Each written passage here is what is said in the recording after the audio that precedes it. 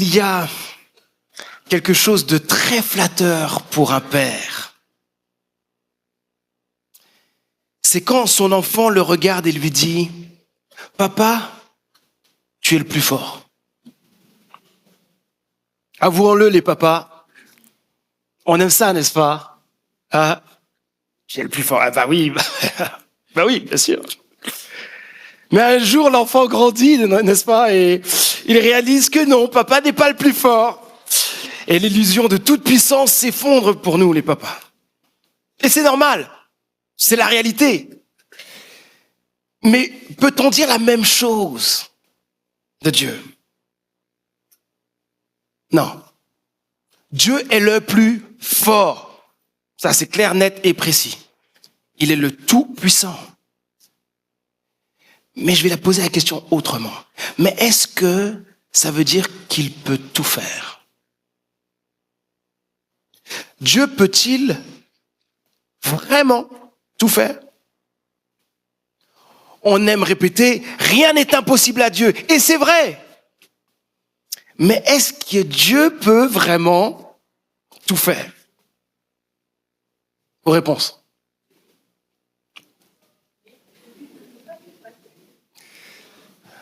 Il y a eu des oui, il y a eu des non.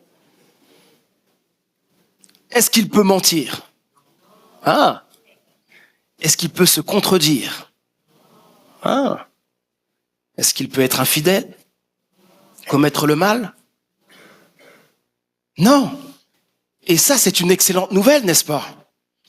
Parce que le fait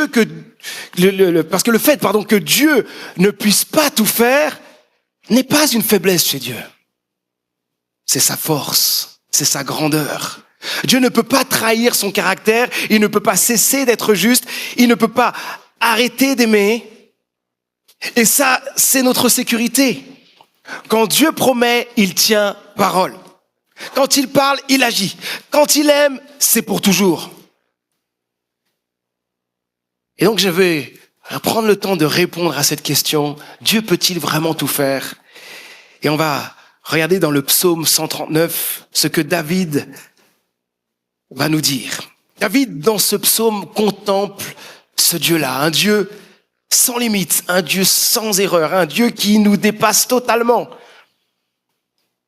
Et plus il le regarde, plus il est émerveillé. Parce que quand tu vois Dieu comme il est vraiment, tu ne restes pas le même. Tu ne peux pas rester le même.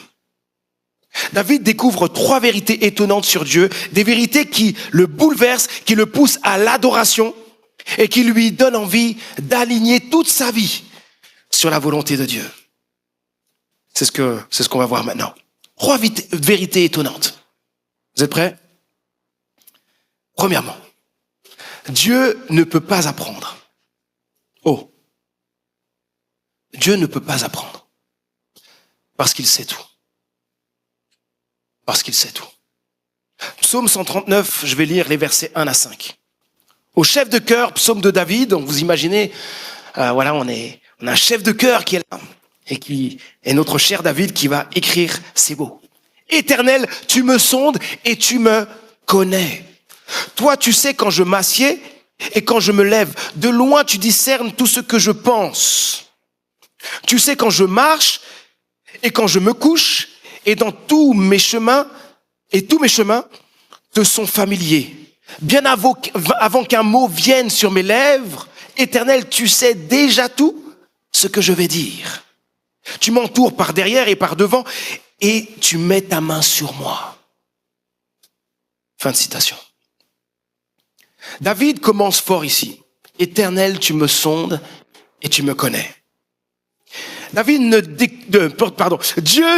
J'ai tellement envie de prêcher que, Manu, calme-toi.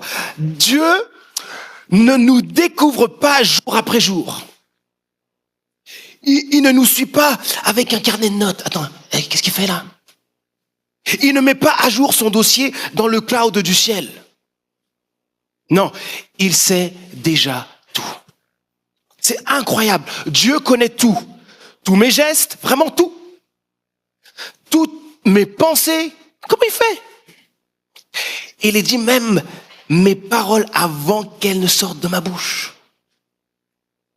Autrement dit, Dieu ne découvre jamais rien. Il ne dit pas, ou jamais, oh, je ne savais pas ça. Je viens de voir quelque chose qui est venu. Je ne savais pas. Oh, je vais découvrir quelque chose. Non, il ne dit jamais ça. Dieu ne peut pas apprendre. Pourquoi? Parce qu'il ne lui manque rien à savoir. Son intelligence ne grandit pas en fait. Sa connaissance ne progresse pas. Il est omniscient. Il sait tout de suite, parfaitement. Et ce n'est pas juste parce qu'il est Dieu, mais c'est aussi parce qu'il est notre créateur. C'est lui qui nous a créés. Il nous connaît parfaitement. Il connaît son œuvre.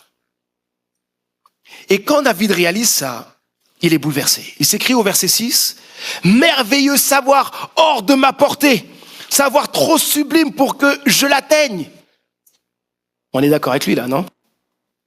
En d'autres mots, Dieu, ta connaissance est trop grande pour moi. Je n'arrive même pas à la comprendre.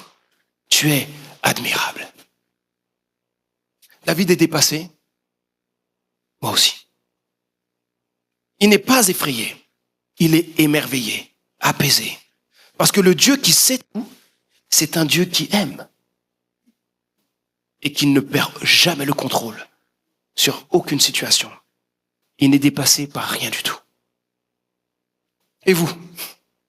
Quelle est votre réaction en réalisant que Dieu sait tout de vous? Vous êtes à l'aise? Vous vous sentez bien sur votre chaise? Mal à l'aise? Mince. Aïe. Oula. J'ai peur. Est-ce qu'on est émerveillé comme David? Deuxièmement, deuxième vérité étonnante. Dieu ne peut pas être surpris parce qu'il voit tout. Parce qu'il voit tout. Psaume 139 toujours, versets 7 à 16. Où pourrais-je aller loin de ton esprit? Où pourrais-je fuir hors de ta présence? Si je monte au ciel, tu es là. Et si je descends au séjour des morts, t'y voilà. Si j'emprunte les ailes de l'aube et que j'aille demeurer aux confins des mers, là aussi ta main me dirigera, ton bras droit me tiendra. Et si je me dis, du moins les ténèbres m'envelopperont, alors la nuit même se change en lumière tout autour de moi. Pour toi, même les ténèbres ne sont pas obscures. Et la nuit est claire comme en plein jour, comme le plein jour. Lumière ou ténèbres pour toi sont pareilles. Tu m'as fait ce que je suis. Et tu m'as tissé dans le ventre de ma mère. Je te loue d'avoir fait de moi une créature aussi merveilleuse. Tu fais des merveilles. Et je le reconnais bien. Mon corps n'était pas caché à tes yeux quand, dans le secret, je fus façonné, tissé, comme dans les profondeurs de la terre.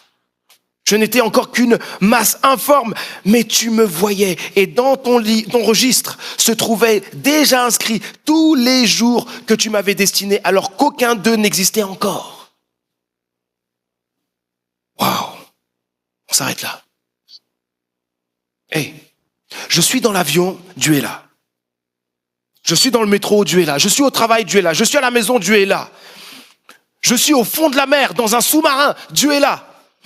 Je suis dans la nuit la plus sombre, Dieu me voit. Même si je joue à cache-cache, je suis derrière un meuble, comme avec les enfants, vous voyez ce que je veux dire? Dieu est toujours là, il me voit. David parle en extrême.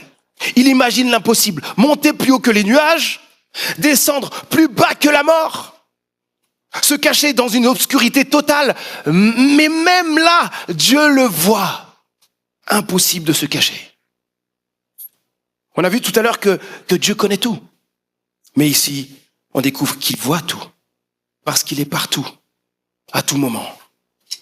Dieu ne découvre rien, il n'attend pas les infos comme nous. Il ne scrolle pas l'actualité pour être au courant. Il sait, il voit. Aucun secret n'est caché pour lui. Rien ne lui échappe. Dieu ne peut pas être pris au dépourvu. Rien ne l'étonne, rien ne le surprend. Demain, il n'en sera pas surpris. Pourquoi? Il y est déjà. Nous, on est surpris. Un diagnostic médical, un licenciement, Un appel qu'on n'attendait pas. Vous vous rappelez la période Covid? Wow, c'est quoi ce truc? Ça arrive à un moment inattendu. On ne pouvait pas prévoir ce truc-là. Mais Dieu, lui, savait déjà. C'est comme quand tu as déjà vu un film. Tu connais la fin. Tu vois les gens autour de toi, ils sont en panique. Ils disent, mais qu'est-ce qui va se passer? Là, on est dans la situation la plus compliquée du film. Mais toi, t'es tranquille, tu ne paniques pas. Pas de panique. À l'aise blaise. Je connais la fin du film. Tout va bien se passer. Eh bien, Dieu connaît déjà toute l'histoire. Pas seulement celle du monde, mais aussi ta propre histoire.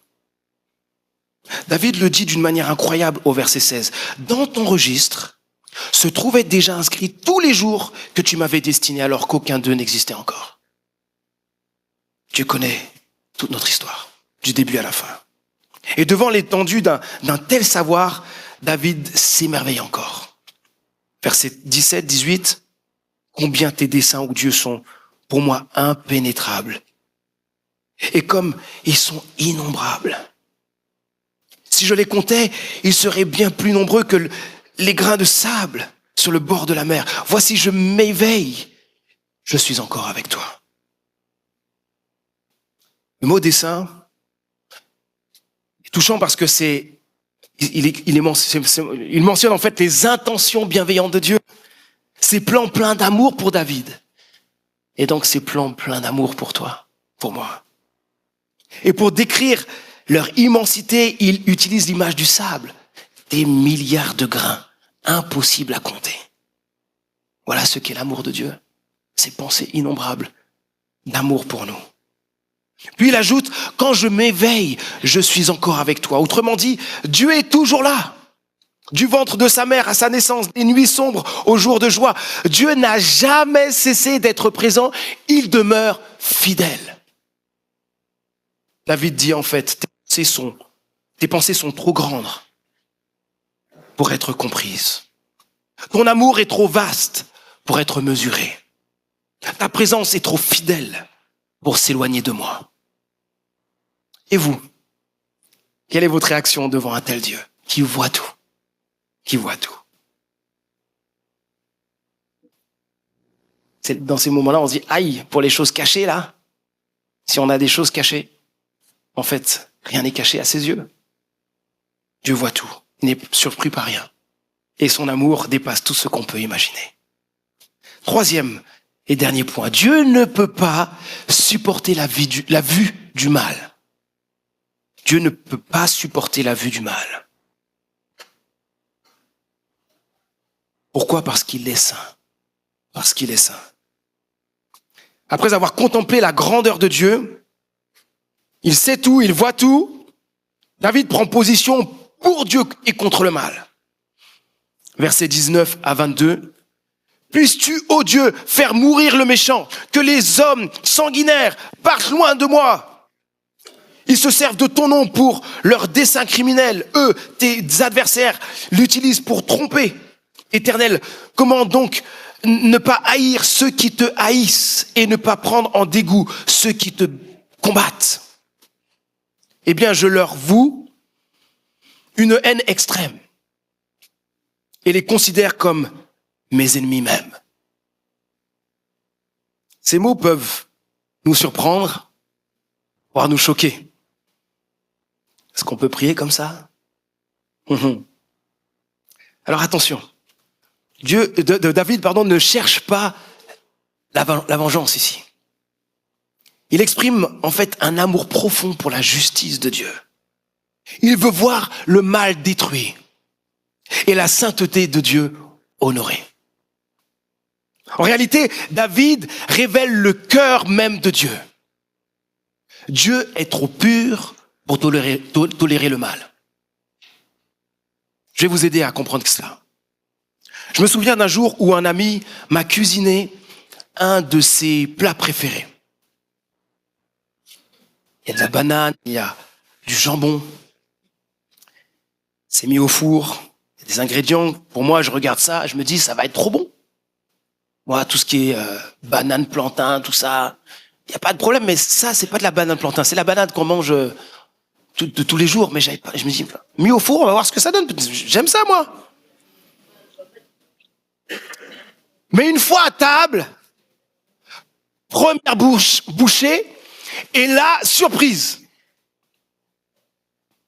Impossible de continuer.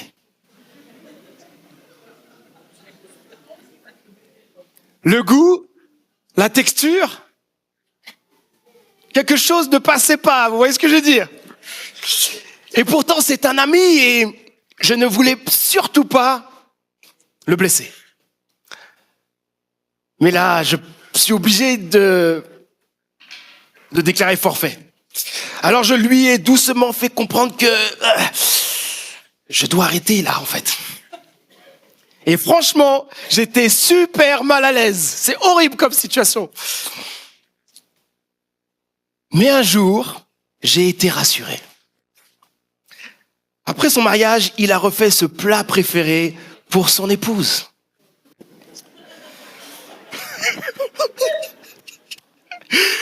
Et vous savez ce qui s'est passé? Ah. Elle est partie en courant aux toilettes. Ah. On a bien rigolé. Mais voilà, j'étais dans une situation où je ne pouvais pas aller plus loin. Et vous voyez ce que j'ai ressenti ce jour-là, cette impossibilité de continuer à manger. Ce n'est rien comparé à ce que Dieu ressent face au mal. Dieu ne tolère pas le mal. Il ne peut pas faire avec. Le mal le répugne. Pas parce qu'il est capricieux, mais parce qu'il est saint. Et la Bible dit en Habacuc, chapitre 1, verset 13, « Tes yeux sont trop purs pour supporter la vue du mal. » Vous entendez ça? Ce n'est pas juste que Dieu est dégoûté du péché, c'est plus profond. Il ne peut même pas le supporter. C'est contraire à sa nature. Il est totalement pur, absolument juste, et sa sainteté ne tolère pas le mal. Pas une seconde, pas une trace, pas une excuse possible. Et c'est là que tout change pour David. Après avoir reconnu que Dieu sait tout, qu'il voit tout, David est profondément saisi par la sainteté de Dieu, sa justice. Non seulement pour les autres, mais pour lui-même. Parce que vous verrez juste après qu'il est poussé, non seulement donc à rejeter le mal qu'il voit autour de lui, mais aussi à prier pour lui-même. Il prie pour lui-même au verset 23 et 24. Et c'est la fin de notre chapitre. Sonde-moi, ô Dieu, pénètre mon cœur, examine-moi et pénètre les pensées qui me bouleversent. Considère si je suis le chemin du mal et dirige-moi sur la voie prescrite depuis toujours. Voilà la prière d'un homme qui ne veut plus rien cacher à Dieu. Un cœur touché par la grandeur et par la sainteté de Dieu. Il voit tout, il connaît tout de moi. Donc il voit mes fautes. Un cœur touché, un cœur prêt à être éclairé, corrigé, transformé. Parce que quand tu découvres un Dieu qui est si grand, si pur, si saint, tu ne peux pas rester le même. Tu ne peux pas vivre comme avant. Question, et vous? En découvrant que Dieu ne tolère pas le mal, qu'est-ce que cela produit en vous? De la peur? Ou un désir de changement? Nous avons vu jusqu'ici que Dieu ne peut pas apprendre parce qu'il sait tout. Il ne peut pas être surpris parce qu'il voit tout. Dieu ne peut pas supporter la vue du mal parce qu'il est saint. Mais comprenez-vous ce que cela signifie? S'il sait tout, s'il voit tout, et s'il ne peut pas tolérer le mal, c'est chaud pour nous. Je disais à quelqu'un dernièrement, tu imagines si les gens pouvaient lire dans nos pensées? Franchement, ce serait invivable. Pourquoi? Parce qu'on pense malheureusement si vite mal sur les autres. On a souvent, très souvent, on peut vite partir en jugement, critique. Même ceux qu'on aime, on n'a pas toujours de bonnes pensées à leur égard. Mais Dieu, lui, il voit tout. Il voit tout ça. Il voit mes pensées tordues, mes rancunes, mes colères, ma jalousie, mon orgueil. Il voit tout ce que j'essaye de cacher. Il voit toute la laideur de nos cœurs. Il voit tout et sa sainteté ne peut pas supporter le péché. Les amis, on a tous péché et nous continuons à pécher. Et à cause du péché, nous sommes tous séparés de Dieu pour toujours, dans un lieu sans joie, sans lumière, sans espérance, sans Dieu. Le péché, ce n'est pas faire juste des erreurs. Non, ce n'est pas juste rater une prière ou manquer de la gentillesse. Le péché, c'est vivre sans Dieu. C'est l'oublier même quand on fait le bien. C'est vouloir diriger nos vies comme si on pouvait s'en sortir sans lui. Et le plus fou, c'est que chaque jour, on respire son air, on marche sur sa terre, on profite de sa bonté. On a été créé à son image, et on oublie de lui dire merci et de l'honorer. La racine du péché, c'est la rébellion. C'est dire à Dieu, je fais ce que je veux. Tu m'as créé, mais... Ou pour d'autres, non, il n'existe pas de Dieu. Comme ça, c'est plus simple. C'est refuser sa volonté. C'est choisir la nôtre. C'est ça le vrai problème. Pas juste nos actes, mais un cœur rebelle à Dieu. Et voilà, écoutez la tension. Il y a une tension en Dieu. Dieu nous aime d'un amour fou. Et en même temps, il ne peut pas supporter le péché qui est en nous. Comment il fait? Il nous aime, mais sa sainteté fait que la relation est brisée pour l'éternité. Quoi faire? La Bible est claire, on ne peut rien faire. C'est le désespoir total, jusqu'à ce que, Dieu intervienne. Et là, boum, Dieu fait l'impossible pour toi, pour moi. Il envoie Jésus-Christ, pas pour détourner les yeux du mal, mais pour le faire face, le regarder en face et le vaincre à la croix. Jésus a pris notre péché, il est mort à notre place, il est ressuscité pour nous donner la vie éternelle. Et lorsque tu mets ta confiance en Jésus-Christ, tu reçois son pardon, il purifie ton cœur, tu reçois sa présence et rétablit ta relation avec Dieu pour l'éternité. Amen. Et écoute ça, désormais Dieu peut te regarder sans détourner les yeux. Quand il te voit, il ne voit pas ton passé, tes échecs, tes fautes. Il voit la justice parfaite de Jésus en toi. C'est ça la grâce. Pas ce que tu fais, mais ce que Christ fait pour toi. Et là, ça change tout. Le Dieu qui sait tout et voit tout n'est plus une menace pour nous. Il est une sécurité. Son regard sur nous n'est pas celui d'un juge froid, mais celui d'un Père plein d'amour. Nous ne sommes pas un accident, ni un hasard dans l'univers. Avant même notre naissance, Dieu nous connaissait. Il connaît nos joies, il connaît nos blessures, nos journées les plus sombres comme nos plus belles journées. Rien n'échappe à son regard. Et pourtant, il nous aime profondément. Nos jours difficiles ne viennent pas de lui, mais ils ne sont jamais hors de son contrôle. Et ça, c'est une bonne nouvelle. Le Dieu qui voit tout ne détourne jamais les yeux de ce qu'il aime. Et le Dieu qui ne supporte pas le mal devient une espérance. Parce qu'un jour, il mettra fin à toute injustice. Un jour, il redressera tout. Chaque mensonge, chaque meurtre, chaque abus, chaque trahison. Rien ne passera entre les mailles du filet de sa justice. Rien ne passera entre les mailles du filet de sa justice. Cela nous pousse à l'honorer, à rejeter le mal et à vivre pour lui. Avant de finir, j'aimerais te poser encore la même question. Qu'est-ce que la personne de Dieu produit en toi?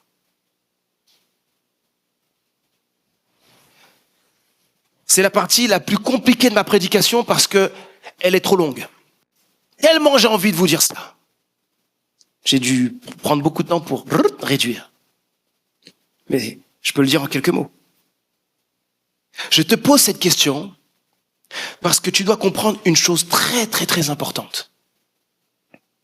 Ce n'est pas d'abord tes efforts qui transforment ton cœur, mais c'est la connaissance de Dieu.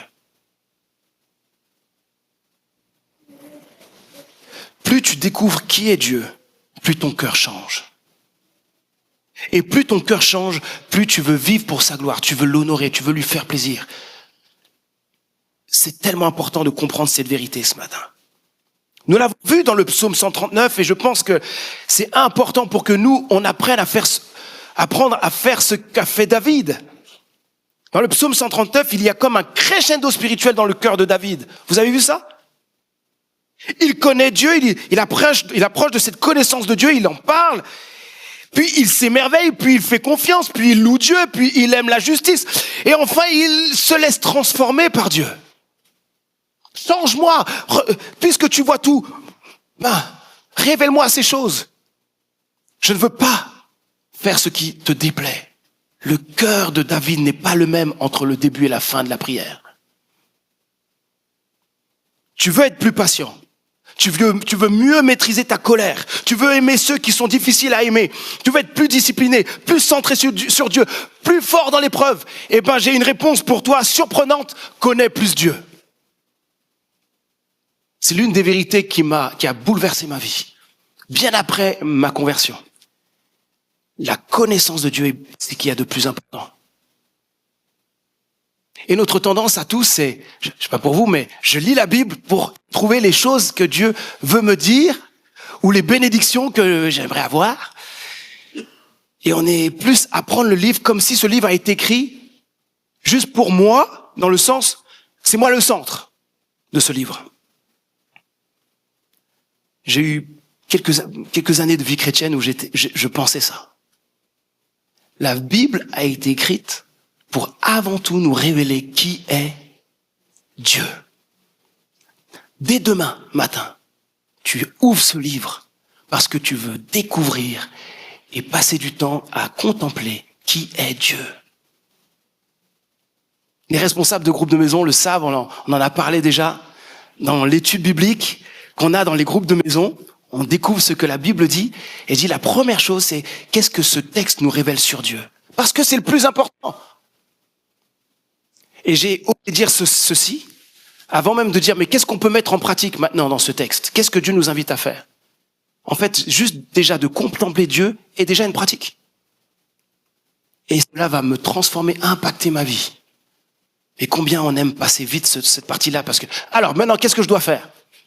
On est tellement dans le faire, dans le désir de faire. On a beaucoup de mal à contempler. J'appuie cela avec un texte de 2 Corinthiens, chapitre 3, verset 18, qui dit ceci. Nous tous, le visage dévoilé, nous contemplons en Christ comme dans un miroir la gloire du Seigneur. Il s'agit de contemplation ici. Ainsi nous sommes quoi? Transformés pour être semblables au Seigneur. Et nous passons d'une gloire à une gloire plus grande encore. Voilà en effet ce que réalise le Seigneur, qui est l'Esprit. Le texte dit, contemple Christ, tu en seras transformé. Gloire en gloire, ça veut dire il y aura progression dans ta foi, dans la ressemblance à Christ. Et cela, c'est qui fait ça? À la fin, c'est le Saint-Esprit. Réalise ce que réalise le Seigneur, qui est l'Esprit. Voilà le secret. Pas plus d'efforts, mais plus de Jésus. Alors je te propose quelque chose de très concret. Choisis chaque jour de contempler Christ dans sa parole, la Bible, dans le silence, dans la louange, pendant que tu vas au métro, au RER, pendant que tu es dans ta voiture. Je prends un temps pour te rappeler qui est Dieu. Et souvent la louange, mettre un chant de louange nous aide à contempler Dieu. Remplissons nos journées de louanges. Fixe ton regard sur lui. Laisse sa beauté, sa patience, son amour, sa grâce, toute la beauté de son caractère remplir ton cœur. Et prie simplement, à chaque jour, Saint-Esprit, continue à me révéler qui est Dieu. Transforme-moi pour ressembler davantage à Jésus-Christ. Donc on se retrousse les manches là, comme j'avais dit il y a quelques dimanches en arrière, et on se met en action pour contempler Dieu. C'est tellement important. Je finis. Dieu ne peut pas apprendre parce qu'il sait tout.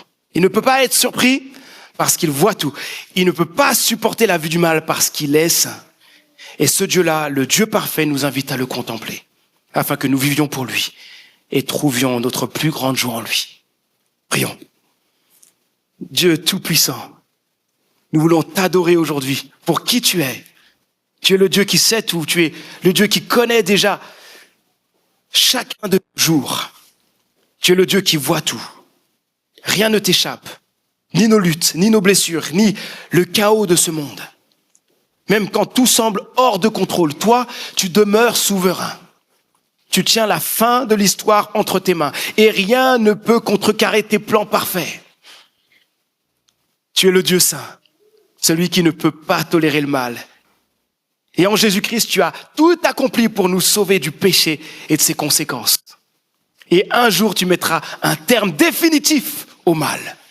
Tout sera restauré, tout sera pur, et ta gloire remplira la terre. Notre Dieu sonde nos cœurs ce matin, comme tu l'as fait pour David. Montre-nous ce qui ne t'honore pas dans nos vies, et conduis-nous dans la voie de l'éternité, ce chemin vers Christ. Aujourd'hui, je prie pour chacun de nous, que ceux qui te connaissent soient toujours plus émerveillés, transformés par qui tu es. Et que ceux qui ne te connaissent pas encore, avec ce qu'ils ont entendu de toi, fassent le pas de s'approcher de toi, de venir à toi pour trouver en Jésus-Christ la vraie vie, la vie éternelle. Au nom de Jésus-Christ. Amen.